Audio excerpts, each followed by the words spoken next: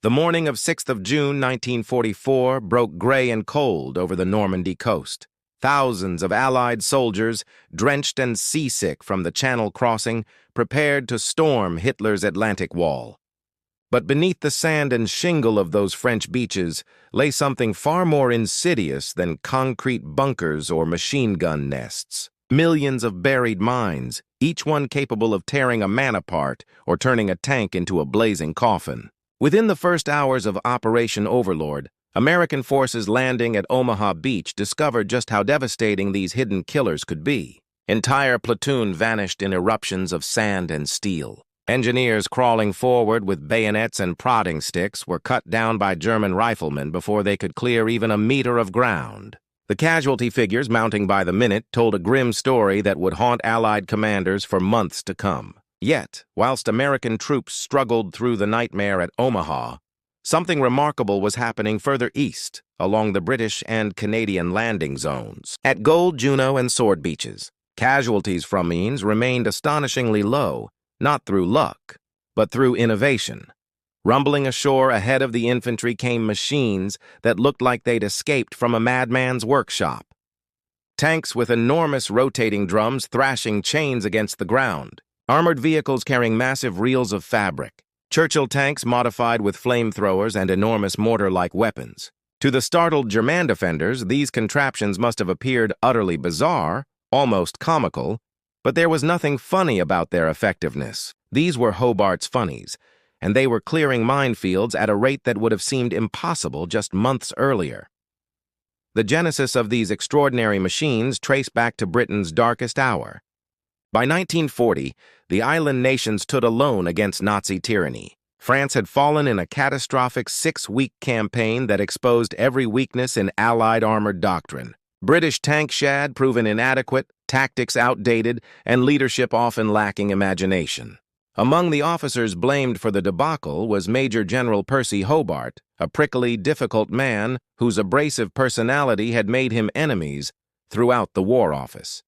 Hobart had spent years advocating for radical changes in how tanks should be designed and deployed, arguments that earned him nothing but forced retirement. By 1940, this brilliant but troublesome officer found himself serving in the Home Guard as a humble corporal, directing traffic and training shopkeepers to fight with broomsticks should the Germans invade. But Winston Churchill understood something. The hidebound generals did not. Wars are won by men who think differently, who see possibilities where others see only obstacles. Churchill had watched with growing alarm as conventional approaches repeatedly failed. The Prime Minister needed innovators, risk-takers, people willing to try the impossible. When Churchill learned that one of Britain's most creative armored warfare theorists was wasting away in the Home Guard, he acted with characteristic decisiveness. Over the protests of senior officers who considered Hobart difficult and dangerous, Churchill personally ordered the general's recall to active duty. The Prime Minister's instructions were simple and direct. Prepare Britain's armored forces for the eventual invasion of occupied Europe. Do whatever necessary. Ignore the doubters. Hobart threw himself into the task with furious energy. He immediately recognized that the coming invasion would present challenges unlike anything encountered in North Africa or Italy.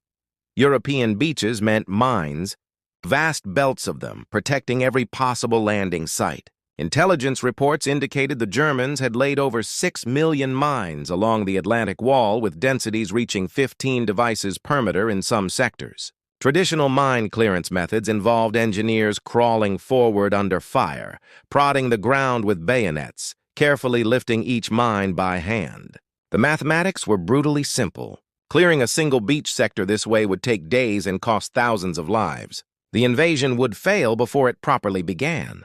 Hobart understood that the solution required mechanization, but not merely bigger or better tanks. He needed entirely new categories of vehicles, each designed to solve a specific problem. The obstacles facing the invasion force were diverse. Mines, barbed wire, concrete walls, anti-tank ditches, beach obstacles, mud, and fortified positions. Each required a different approach, a specialized tool where conventional military thinking demanded standardization and uniformity. Hobart envisioned a menagerie of odd machines, each one purpose-built for its particular task. His superiors thought him mad. His engineering teams wondered if the devices would work. But Hobart possessed something rare in military bureaucracies: the absolute confidence that his vision was correct and the political backing to make it reality. Percy Hobart arrived at his new command with a reputation that preceded him like artillery fire. Born in 1885, he'd spent decades developing theories about armored warfare that most of his colleagues found either incomprehensible or threatening. During the interwar years, whilst other officers played polo and attended social functions, Hobart conducted relentless experiments with tank formations, communications, and tactics. He'd commanded the Experimental Tank Brigade in the 1930s, pushing his crews through exhausting maneuvers that tested both machines and doctrine. His methods produced results. Britain developed some of the most advanced armored tactics in the world, but his personality made implementation nearly impossible. Hobart didn't suffer fools, didn't hide his contempt for incompetence, and certainly didn't play the political games necessary for advancement in peacetime military establishments. This abrasiveness had consequences. Posted to Egypt in 1938 to create an armored division from scratch, Hobart built the famous 7th Armored Division, the Desert Rats, into a formidable fighting force. But his constant battles with superiors over tactics and equipment led to his removal in 1939. General Archibald Wavervell, the Middle East commander, found Hobart impossible to work with despite acknowledging his brilliance. Forced into retirement at 55, Hobart watched from the sidelines as German panzers demonstrated in France thievery tactics he'd been advocating for years. The vindication must have tasted bitter. Yet Churchill's intervention in 1940 gave him something more valuable than vindication. It gave him the authority to revolutionize British armored forces without interference from the same men who dismissed him. Churchill assigned Hobart command of the 11th Armored Division with instructions to transform it into an elite formation. Hobart drove his troops mercilessly, conducting exercises that lasted days, pushing equipment to breaking point, demanding initiative and aggression from every level.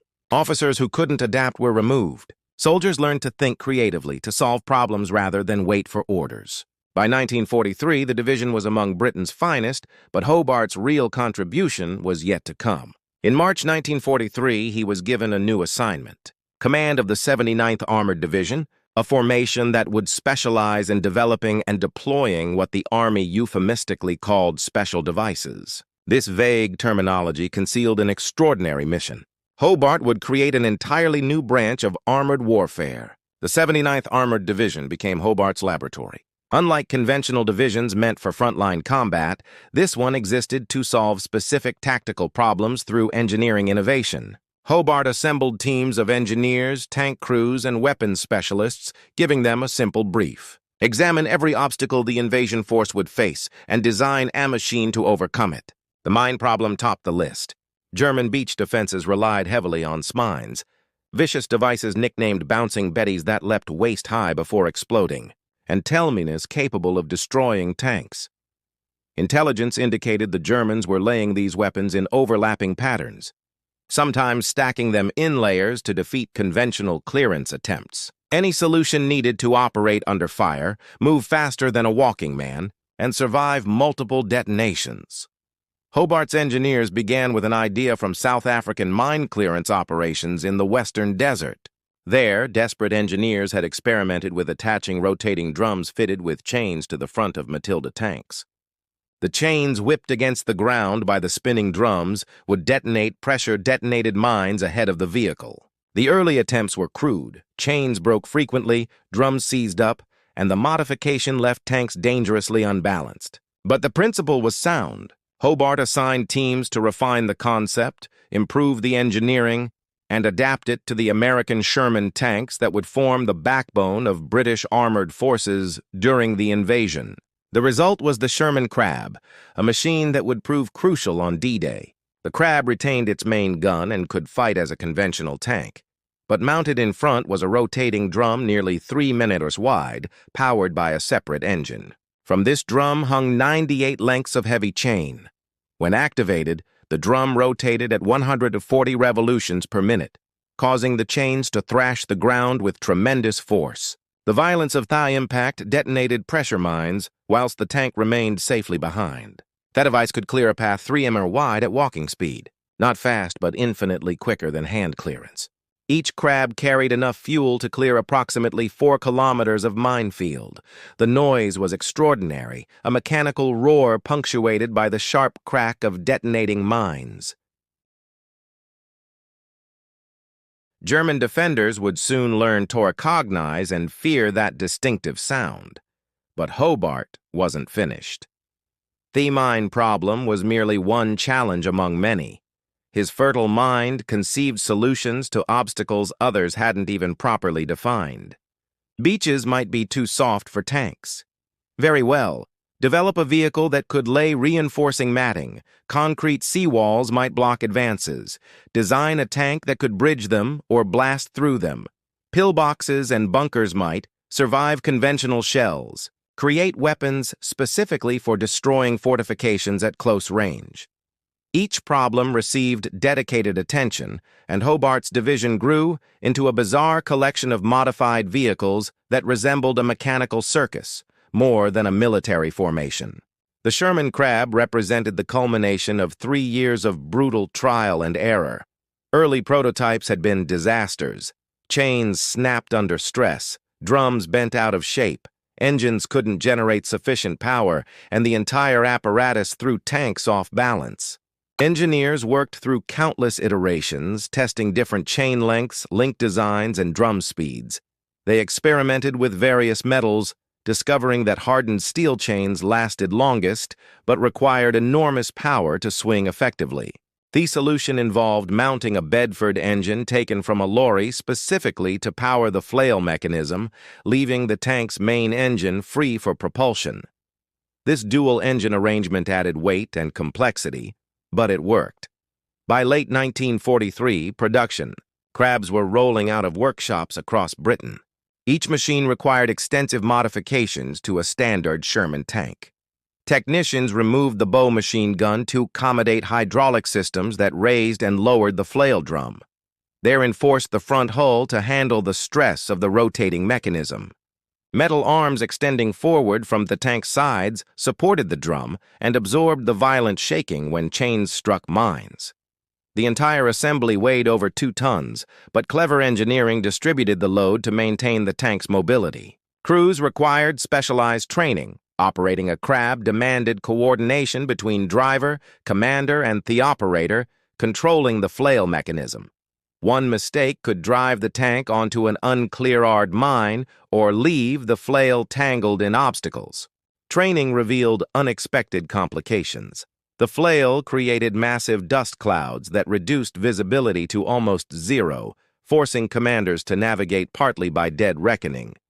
The deafening mechanical roar made radio communication difficult, requiring crews to develop hand signals and prearranged procedures. Chain breakage remained common. Each crab carried spare chains, and crews learned to replace them under fire. A nerve-wracking procedure that involved dismounting whilst surrounded by live mines. The violence of multiple mine detonations damaged tracks, suspension, and occasionally broke welds in the hull. Engineers strengthened vulnerable points, but crabs remained mechanically fragile compared to standard Shermans. Hobart accepted these limitations. The machines didn't need to be perfect, merely effective enough to get infantry across the beaches alive. Operational doctrine evolved through relentless practice. Crabs would advance in echelon formations, each tank clearing a parallel lane through minefields. Infantry would follow exactly in the cleared paths marked by the tank tracks. Supporting. Shermans with functional guns would provide covering fire whilst the crabs worked. If a crab was disabled, another would push through to continue clearing. Speed was deliberately kept low. Rushing risked missing mines or throwing chains.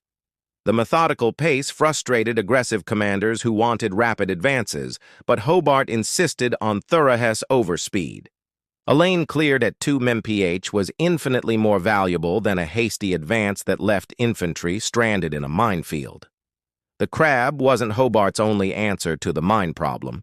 His teams developed several complementary systems, each with different strengths. The Canadian Indestructible Roller Device, universally known as CRD, pushed enormous steel wheels ahead of a tank. These wheels, deliberately designed to trigger mines, absorbed blasts that would destroy ordinary vehicles. The wheels themselves were expendable, but they protected the tank and crew. SICE worked well in light minefields, but struggled in deep sand and couldn't maintain the pace needed for assault operations. They found their niche in follow-up operations, clearing secondary routes once beachheads were established. Another approach involved the conga, a trailer-mounted rocket that carried an explosive hose across a minefield. When detonated, the hose cleared a narrow path through sympathetic detonation of nearby mines. The conga offered the advantage of operating from a safe distance. Crews could fire the rocket from behind cover, then advance through the cleared lane. However, the system was single-use, cumbersome to reload, and the paths it cleared were dangerously narrow. Hobart classified congers as specialist equipment for particularly difficult obstacles rather than general-purpose tools. Engineers would deploy them against especially dense minefields or in situations where sending a crab forward would be suicidal. Field trials conducted throughout 1943 and early 1944 refined tactics and revealed capabilities. During one exercise on the Norfolk coast, a single crab cleared a 300-meter belt of practice mines in under 15 minutes. Work that would have required a platoon of engineers several hours and likely produced multiple casualties. Another test demonstrated that crabs could operate effectively at night using carefully coordinated navigation techniques. Hobart's crews became increasingly confident, but the general remained grimly aware that exercises with practice mines bore little resemblance to advancing under artillery fire against fanatic defenders. The true test would come on French beaches, and failure would be measured in thousands of dead. Production accelerated through early 1944. By May, the 79th Armored Division possessed over 300 operational crabs, with more arriving weekly. Crews trained constantly, often working 12-hour days to master the complex procedures. Hobart personally observed exercises, noting weaknesses and demanding improvements. He pushed his engineers to increase reliability, simplify maintenance, and reduce the time required to replace broken chains. The general understood that these bizarre machines represented the difference between success and catastrophe on D-Day. Intelligence estimates suggested German beach defenses included over 15 mines per linear meter in some sectors. Traditional clearance methods would fail. The crabs had to work because there was no alternative. Whilst the crabs tackled mines, Hobart's engineers addressed every other beach obstacle with equal creativity. The Churchill AVRE Armored Vehicle Royal Engineers became the workhorse of the specialized fleet. Based on the heavy Churchill tank, the AVRE sacrificed its conventional 75mm gun for a massive 290mm petard mortar. This stubby weapon fired a device troops nicknamed the Flying Dust Bin, a 40-pound high-explosive charge designed specifically for demolishing concrete fortifications. The petard had absurdly short range, barely 80 minutes, forcing crews to approach bunkers at point-blank distance. But when that massive charge struck a pillbox, the results were devastating. The explosion could collapse reinforced concrete, seal gun ports, or simply kill everyone inside through overpressure. The weapon required reloading from outside the turret, meaning a crewman had to expose himself to enemy fire whilst manhandling the heavy projectile. It was dangerous work, but infinitely safer than trying to destroy bunkers with conventional weapons. The AVRE's versatility extended far beyond its primary weapon. Engineers fitted these tanks with an array of attachments that transformed them into mobile problem solvers. The small box girder bridge allowed AVRE to cross anti-tank ditches or crater obstacles. The tank carried the bridge sections folded flat, then hydraulically raised and positioned them under fire. Once in place, following vehicles could cross whilst the AVRE moved on to tackle the next obstacle. Another modification, the Fascina, involved enormous bundles of wooden logs bound tightly together. Avies carried these bundles on their front, dropping them into ditches to create instant crossings. Each vaccine weighed nearly 2 tons and required careful positioning, but they enabled tanks to traverse obstacles that would otherwise halt and advance completely. The bobbin attachment addressed a problem unique to Normandy's beaches: soft sand and shingle that would bog down heavily laden vehicles. Engineers mounted enormous spools of reinforced coconut matting on Havre chassis, creating mobile road layers. As the bobbin advanced, it unrolled this matting behind it, providing a temporary roadway that prevented following vehicles from sinking. The concept was beautifully simple, essentially laying carpet across a beach, but required precise engineering to ensure the matting deployed smoothly under combat conditions. Trials revealed that a single bobbin could lay over 100 millimeters of matting before exhausting its spool, enough to get vehicles off sand onto firmer ground. The matting itself, woven from coconut fiber and strengthened with steel wire, could support vehicles up to 40 tons. Perhaps the most fearsome of Hobart's creations was the Churchill Crocodile, a flamethrower tank of unprecedented power. The Crocodile towed an armored trailer containing 400 g of fuel gel connected to a flame projector that replaced the hull machine gun. Under pressure from nitrogen cylinders, the projector could throw a jet of burning gel over a 100 meters. The psychological effect was extraordinary. German troops who'd withstood artillery bombardment and tank guns often broke and ran when faced with liquid fire. The Crocodile retained its turret gun, making it a fully capable battle tank even after exhausting its flame fuel. The towed trailer was deliberately designed with a quick-release coupling, allowing crews to jettison it if mobility became critical.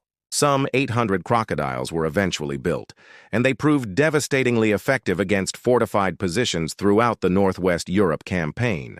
Other specialist vehicles filled specific niches. The Canal Defense light tank mounted a powerful searchlight and optical systems that could project dazzling beams to blind enemy positions or illuminate night operations. The armored ramp carrier could position ramps against sea walls, allowing tanks to climb obstacles up to 4 men high. The double onion demolition charge system fired linked explosive charges that could be threaded through wire obstacles before detonation. Each device solved a particular problem, and Hobart's genius lay in recognizing that no single machine could address every challenge. The 79th Armored Division needed a complete toolkit, and he was determined to provide it. American military observers watched Hobart's developments with deep skepticism. General Omar Bradley, commanding U.S. ground forces for the invasion, considered the specialized vehicle's unnecessary complications.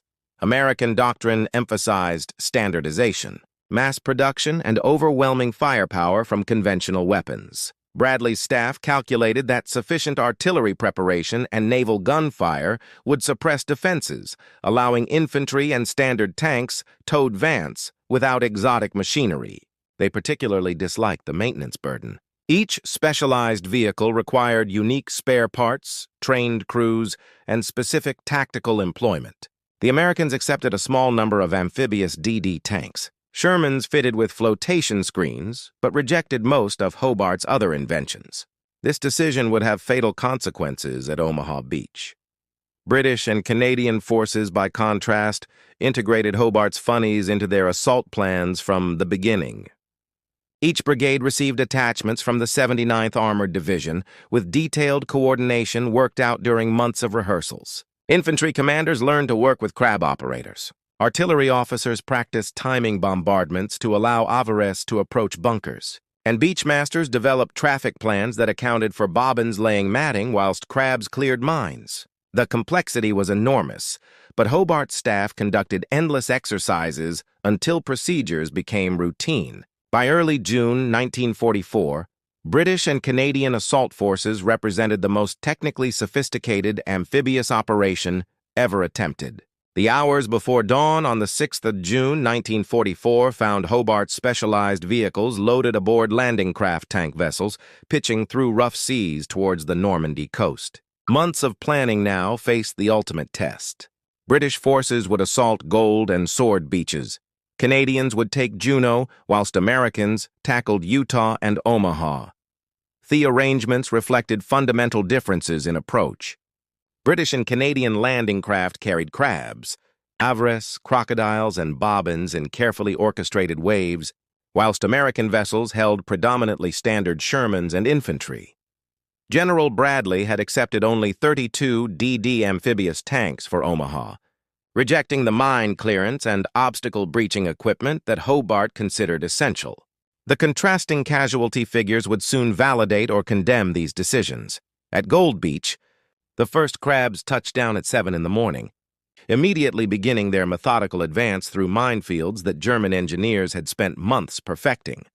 The distinctive roar of flailing chains announced their arrival, a sound soon punctuated by the sharp crack of detonating mines. German defenders, already stunned by naval bombardment, found themselves facing machines they'd never encountered. Coastal artillery targeted the advancing crabs, but the tank's armor proved adequate against everything except direct hits from heavy guns. Infantry following in the cleared lanes suffered remarkably light casualties from mines, exactly as Hobart had predicted. Where mines did claim victims, they were typically soldiers who'd strayed outside the marked paths, ignoring orders to stay within the swept lanes. Sergeant Jim Hullman of the Westminster Dragoons commanded a crab that landed in the first wave at Gold.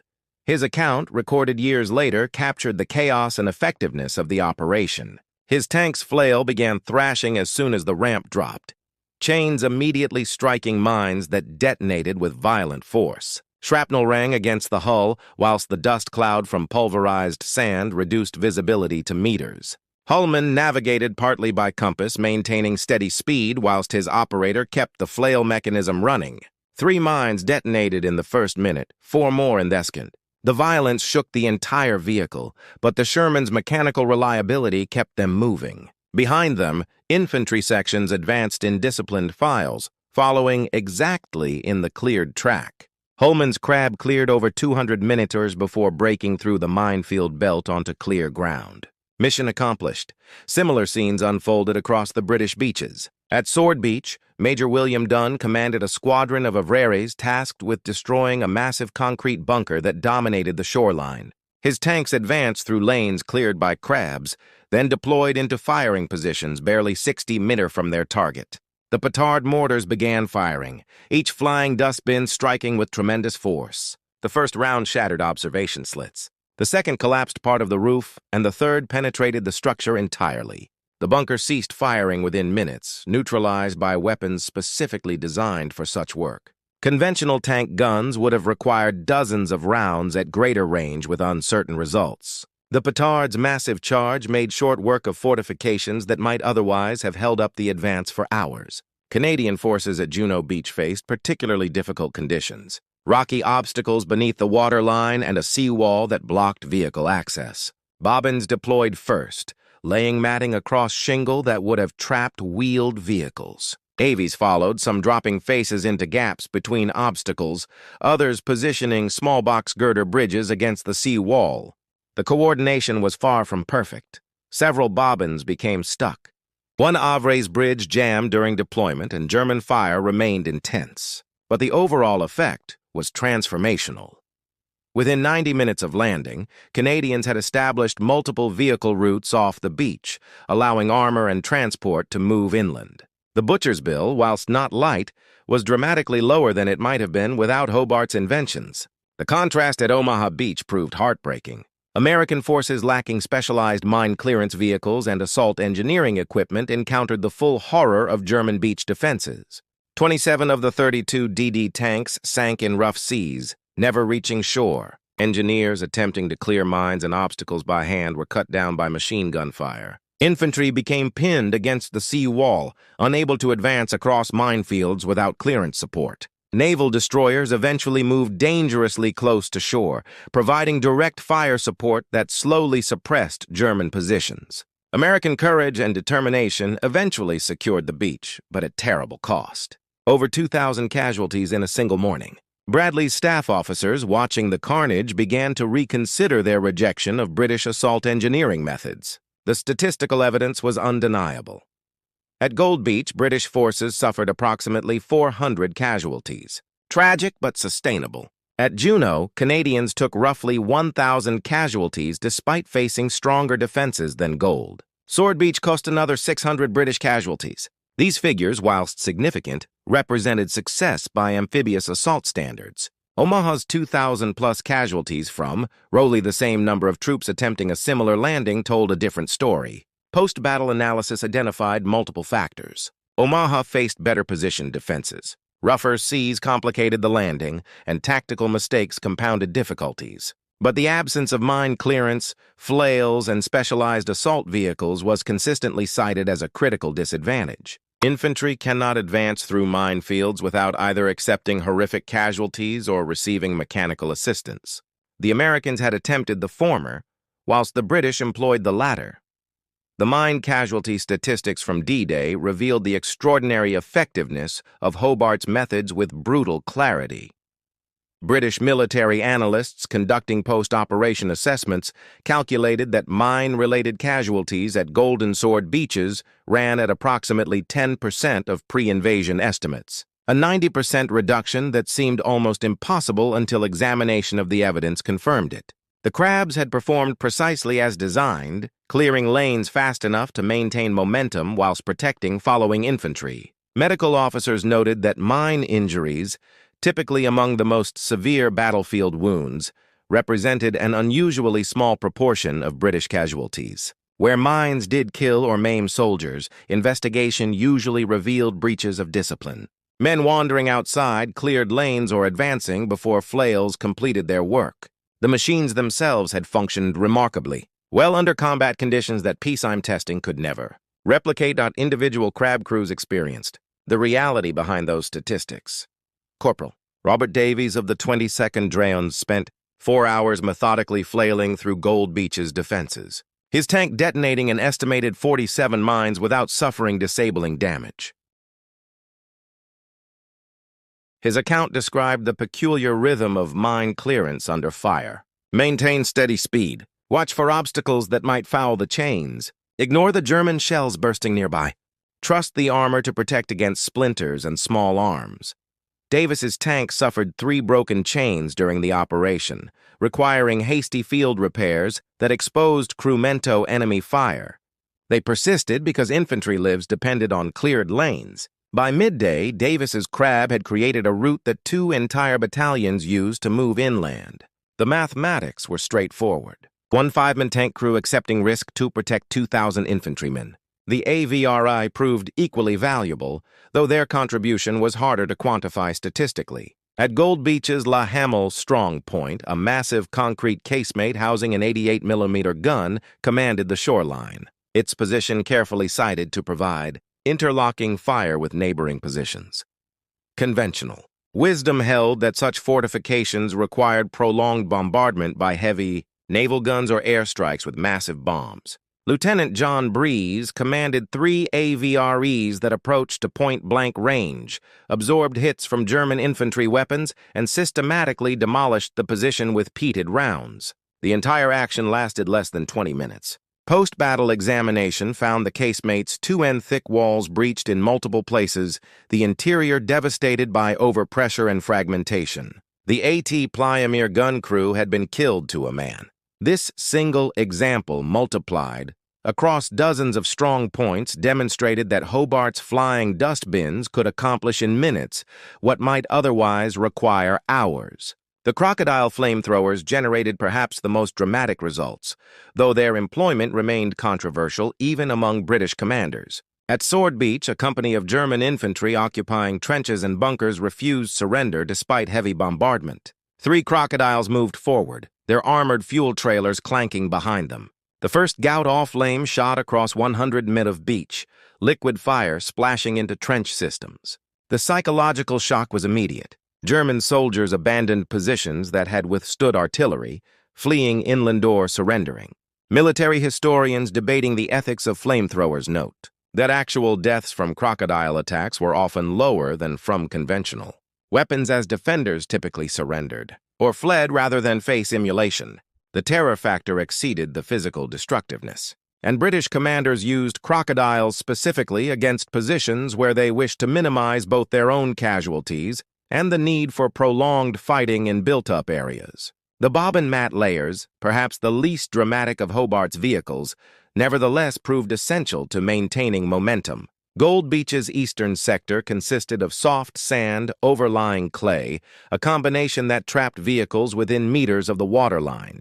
Captain James Hill commanded a troop of bobbins that systematically laid coconut matting across the worst sections, creating roadways that remained passable throughout D-Day, despite thousands of vehicles crossing them. Engineers examining the matting weeks later found it compressed and damaged, but still functional.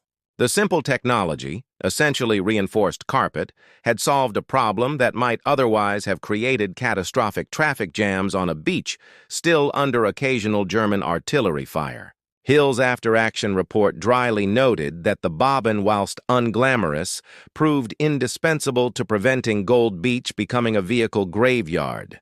Medical statistics provided another measure of success. Field hospitals established behind Gold and Sword Beaches treated significantly fewer traumatic amputations and blast injuries than anticipated. Doctors had prepared for overwhelming numbers of mine victims. Soldiers with legs blown off, abdominal wounds from upward blast, the horrific injuries that characterized mine warfare. Instead, they treated predominantly bullet wounds, shrapnel injuries, and the usual accidents of combat. The absence of mass mine casualties stood out so starkly that several medical officers specifically mentioned it in their reports. One surgeon noted that we prepared for butchery on an industrial scale and instead received a manageable stream of wounded.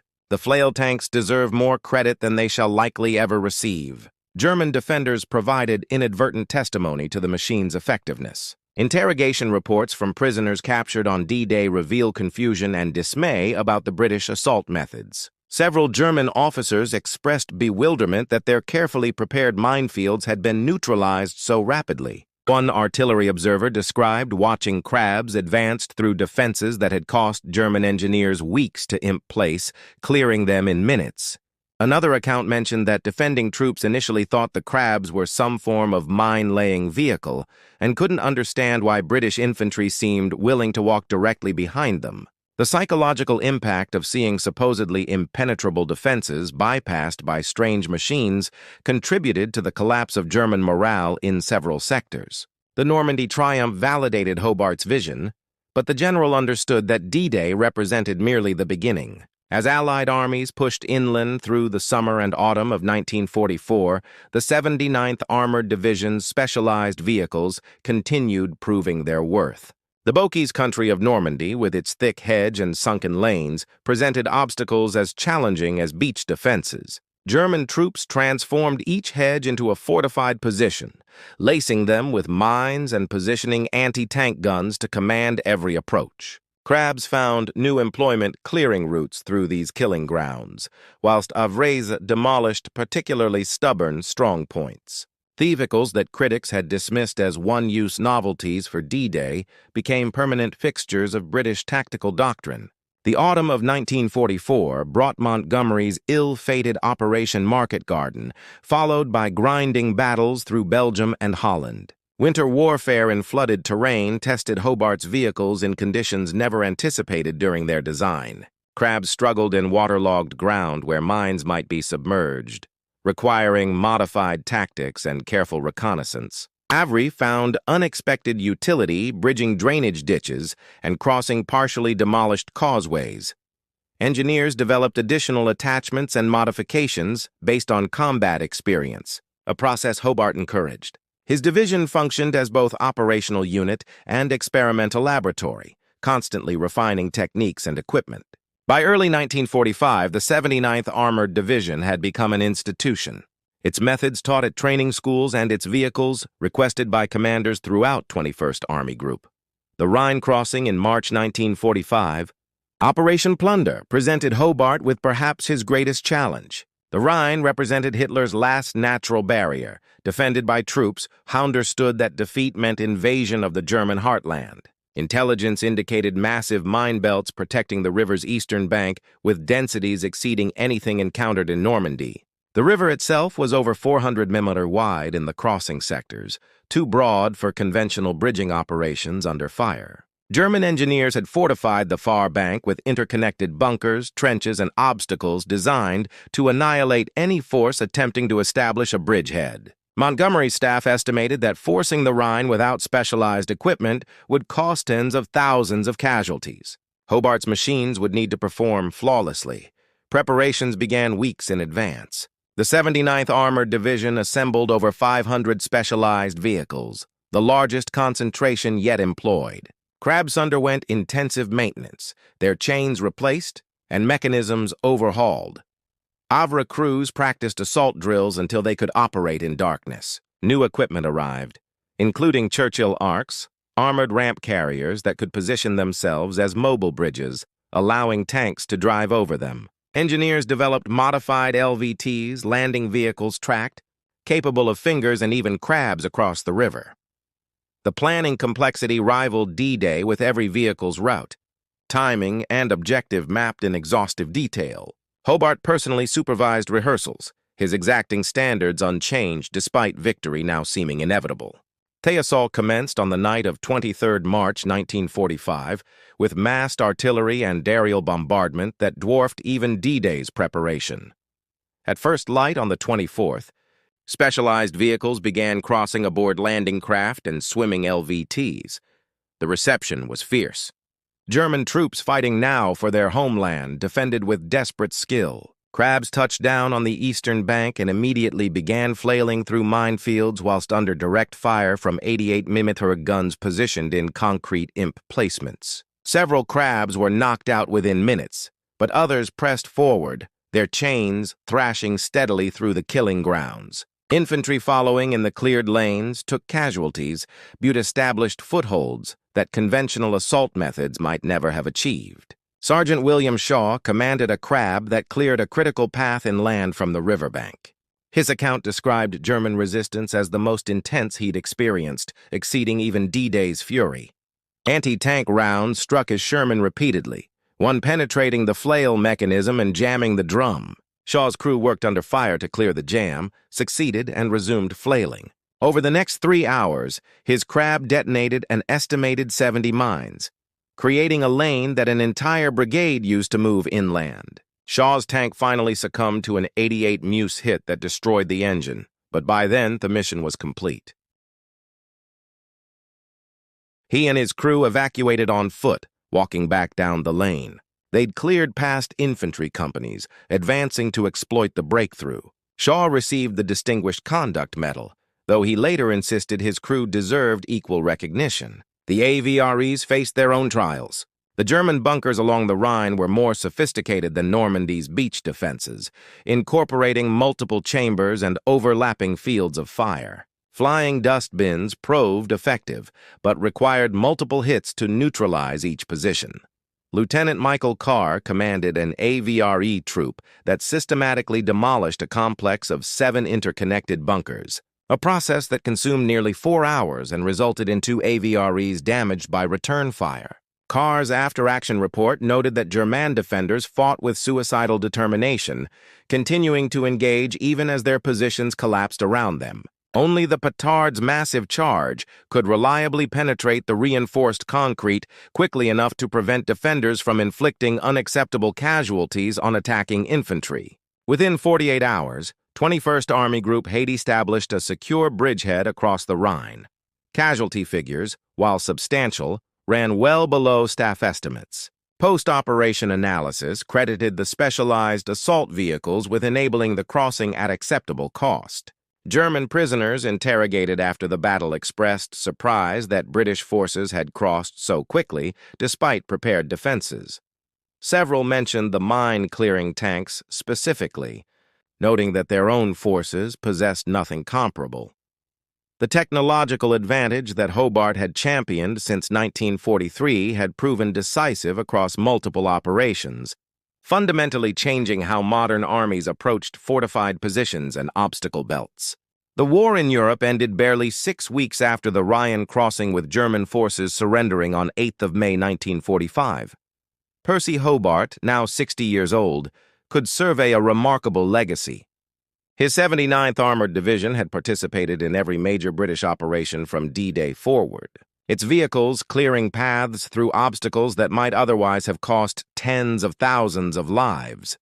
The statistics compiled during post-war analysis told an extraordinary story.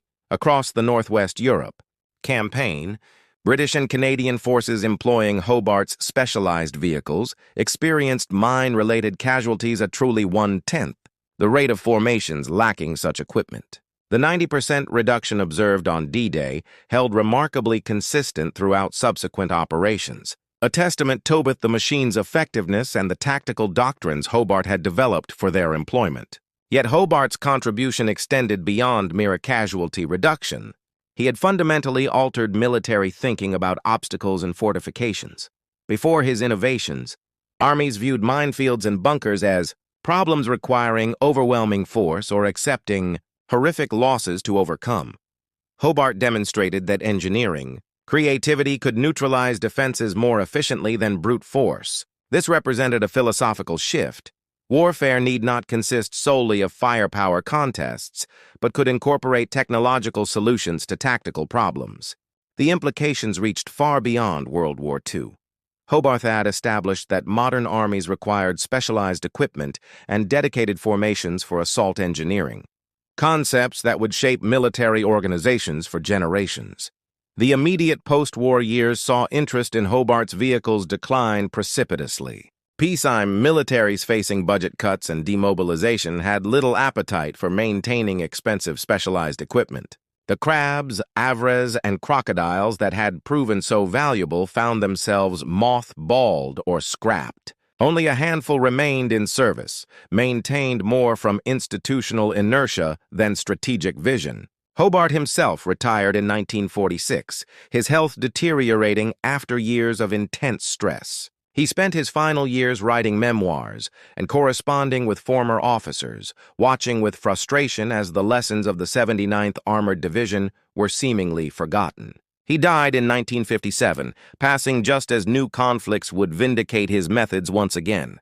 The Suez Crisis of 1956 reminded military planners why Hobart's inventions mattered. British forces assaulting Egyptian positions discovered that specialized assault equipment had been allowed to decay. Mine clearance reverted to hand methods, resulting in unnecessary casualties. The experience prompted hurried reactivation of surviving crabs and accelerated development of new assault engineering vehicles. Throughout the Cold War, NATO forces maintained dedicated combat engineer formations equipped with modern equivalents of Hobart's funnies. The British Army developed the Centurion Avre, then the Chieftain Avre. Each generation incorporating lessons from Hobart's original concepts whilst updating technology, the fundamental principle remained unchanged. Mechanical solutions to obstacle problems saved lives. Modern mine clearance technology owes direct lineage to Hobart's flails. Contemporary vehicles like the Arvar and Trojan employ rotating drums with chainsaw hammers, clearing mines through mechanical detonation exactly as the Sherman Crab did 80 years earlier. Engineers have refined the technology.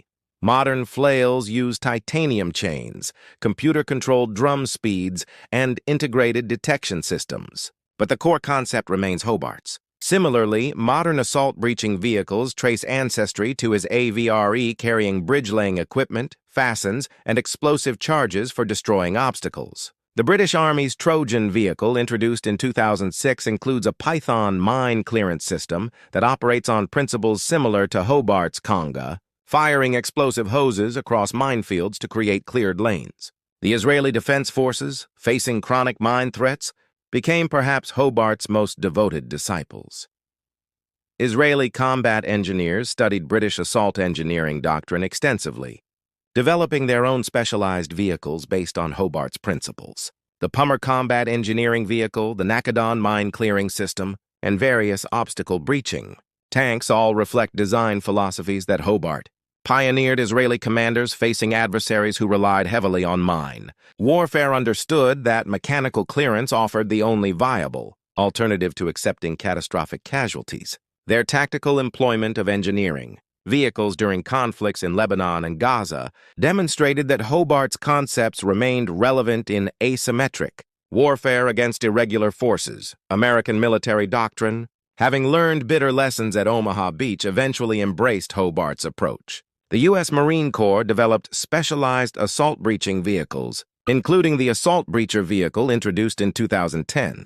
This machine combines a mine plow, a linear demolition charge system, and bridge-laying capability, essentially incorporating multiple Hobart concepts into a single platform. U.S. Army Combat Engineer battalions train extensively in mechanical breaching operations using equipment and techniques directly descended from the 79th Armored Division's methods. The transformation from Bradley's skepticism in 1944 to full institutional acceptance took decades, but Hobart's vindication was complete. Academic military historians regard Hobart as among the most innovative British generals of the 20th century. Though he remains largely unknown to the general public, his contribution extended beyond specific machines to encompass a way of thinking about military problems. Hobart demonstrated that creativity and engineering could achieve what traditional methods could not, that unorthodox solutions deserved consideration despite skepticism from conventional minds,